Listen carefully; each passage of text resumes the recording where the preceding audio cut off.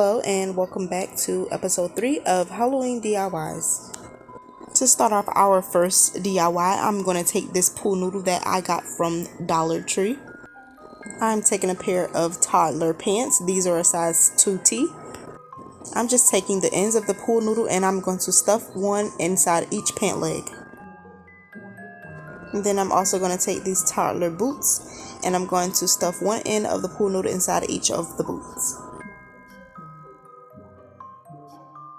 I did not stuff the boots at all. All I did was put one end of the pool noodle inside each boot and it was able to stand on its own. With an 84-inch round tablecloth that I got from Walmart. Because it is so thin and you can still see through it, I chose to fold it in half and I did that twice. I then draped it on top of my pool noodle and then I secured it with a little hot glue. To get the desired look, I just gave it a trim with my scissors, just enough so that I could see the pants. And then with some black felt that I purchased from Dollar Tree, I'm going to cut out 2 small circles. I attached those black felt circles with some hot glue, and now we have the cutest little ghost. Here I am making a second ghost using the same concept. But for this one, I needed it taller, so I used 2 pool noodles. I attached 2 together using some duct tape, and then I cut it down until I got my desired height.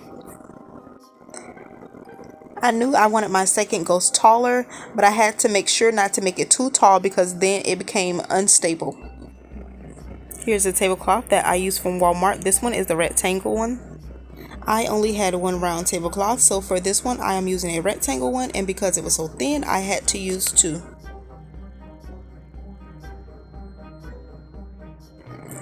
To give them a Halloween pale, I attached 3 small zip ties together and then I attached them onto the belt loop of the pants.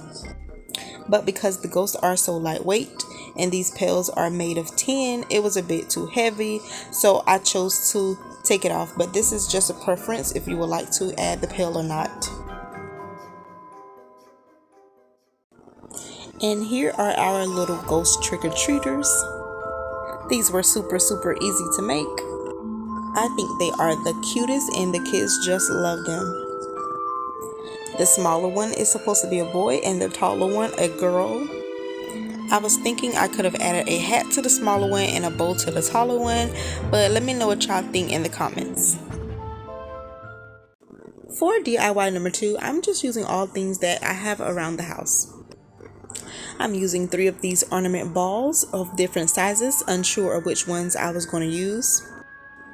And I'm just removing these little tabs with my hot knife.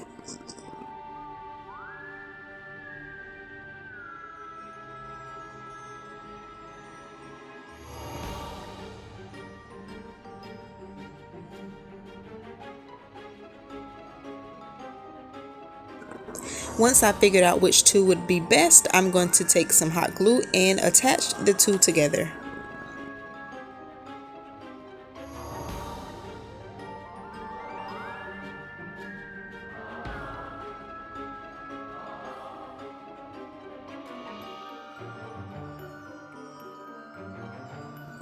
I'm going to give each ball 2 good coats of this black acrylic paint. I make sure both coats are fully dried and then I add a layer of Mod Podge. The same as I do with the paint, I apply Mod Podge all over my ball, but I don't get the very bottom because that part won't be shown. Taking some chunky black glitter, I cover all of that Mod Podge and then I repeat the same steps for my smaller ball as well.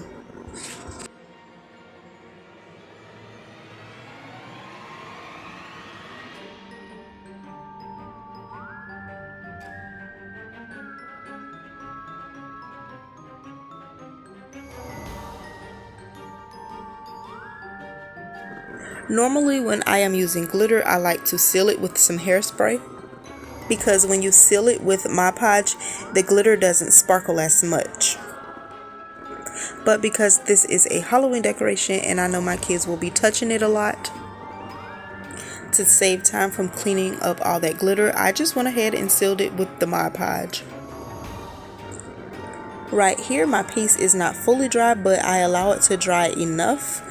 And then I'm going to take these black Chanel sticks or pipe cleaners. I flip my piece over to the bottom, that area where I did not add any of the glitter or glue. I add a good amount of hot glue, and then I take my stems and I lay them down one after the other, and I'm making sure to only glue these to the smaller ball. I hold the pipe cleaners in place as they dry, and once those set up, I go back over and add another line of hot glue, and then I add my fan in front of it so that it dries a little bit quicker.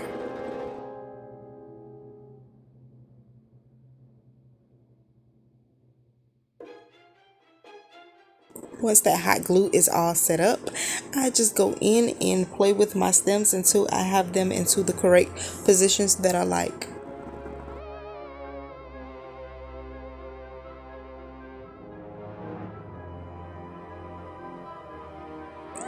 To help this piece come alive, I'm going to add some googly eyes. I wish I had some smaller ones, but I don't. These are the smallest that I have, and these are adhesive, but I'm going to add some hot glue to help them stay longer. I could have added a mouth as well, but I thought my little spider was cute as is, so I'm just going to stop here.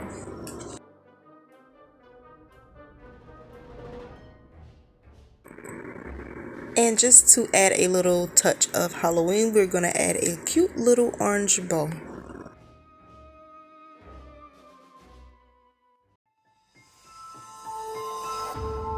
And here's a look at our cute little spider all finished. This was a quick little DIY to make, and because I use all things that I already had, it cost me nothing to make. Thank you for clicking on today's video, and if you are, thank you for subscribing. And that concludes the end of episode 3 of our Halloween DIYs. And until next video, bye!